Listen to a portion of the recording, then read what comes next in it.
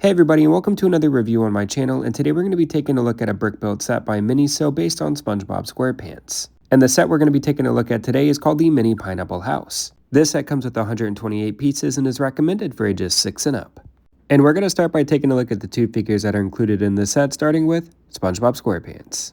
And I do feel like that this is a relatively decent looking SpongeBob figure. You can see that there is some really nice printing found on the front of SpongeBob here. There's some really nice printed detail on the shirt of SpongeBob, and he is wearing his white sleeves. And of course, SpongeBob is rocking his black shoes. However, I would have liked to have seen a little bit more detail for the socks. And as we take SpongeBob and spin him around to the side here, you can see that the mold for the body that Miniso has created is rather detailed. I do like its overall shape, and I feel like it's extremely accurate to the character's design. A detail that I would have liked to have seen with this figure is the printing for SpongeBob's belt be wrapped all the way around the body of the figure. It's not necessarily a huge deal, but it is something that I would have liked to have seen. A cool detail about this figure is you can actually remove the eyes of SpongeBob, and Miniso does include a second pair of eyes that are slightly squinted that you can place onto SpongeBob to make it look like he's laughing. However, when I went to place the eyes, I don't think I had them properly aligned, and I pushed a little too hard and they ended up breaking. So you do have to be careful with this play feature. Luckily, I did have a second pair of eyes, so here's what SpongeBob looks like with them on. And you can also take the eyes and put them on upside down to make him look a little bit more relaxed. You also may have noticed that at the top of SpongeBob's head, there is a singular stud sticking out.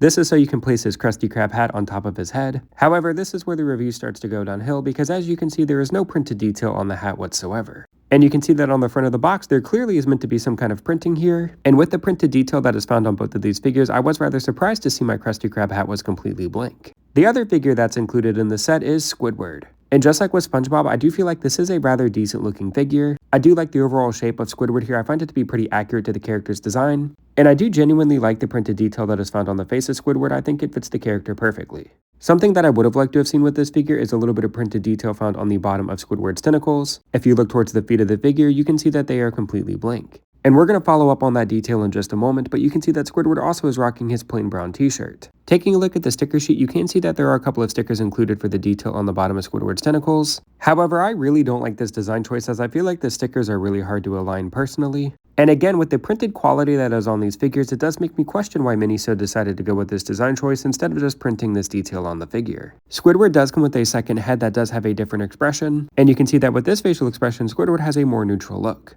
And there is a stud on top of Squidward's head that you can place the Krusty Krab hat onto. But again, having this piece be completely blank and having no detail whatsoever is criminal in my opinion. With the minifigures out of the way, we're ready to talk about the build for this set, which is SpongeBob's Pineapple House. And I'm really not the biggest fan of this design or the overall color for the pineapple. I think it's rather ugly looking if I'm being completely honest. There is no printed detail on the Pineapple House whatsoever, so all of the detail you see here are stickers. The door is made up of two different stickers, which I found to be relatively hard to align, and the windows of the Pineapple House are placed across multiple pieces, which I'm not the biggest fan of either. However, I will say that the quality of the stickers is not the worst I've ever seen, and I do think that they do a decent job getting the detail that is supposed to be there. My biggest issue with the Pineapple House is if we take a look at it from the side here, you can see that it juts out a little bit and it doesn't fit together very well and looks kind of awkward and ugly. However, if you take a look at the instructions, which by the way are completely horrible, you can see that there are some inconsistencies where the base of this build should be located. Not only that, but I did find the instructions relatively hard to read and it made for a pretty frustrating build process. Here's a look at the back half of the build, which again I find to be rather ugly, but you're going to be having the set facing the other way, so you're not really going to see this side too often. The top of the Pineapple House is able to be lifted upward, and you are able to place SpongeBob inside, which is a nice feature I suppose, but I really don't see the point of including this into the build.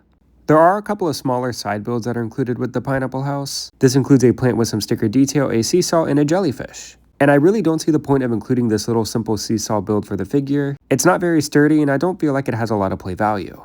The last thing that I want to mention about this set is they are expecting you to pay a whopping $20 for it. And while I do find the two minifigures that are included in this set to be rather decent, everything else that is included is a little lackluster in my opinion. I will say that when I did buy this set, Miniso had a sale going on where you could get two sets for $20. So technically I only paid $10 for this, but I don't even think it's really worth that price either. Be sure to let me know what you think of this set in the comments below and like and subscribe to my channel for more brick built reviews in the future.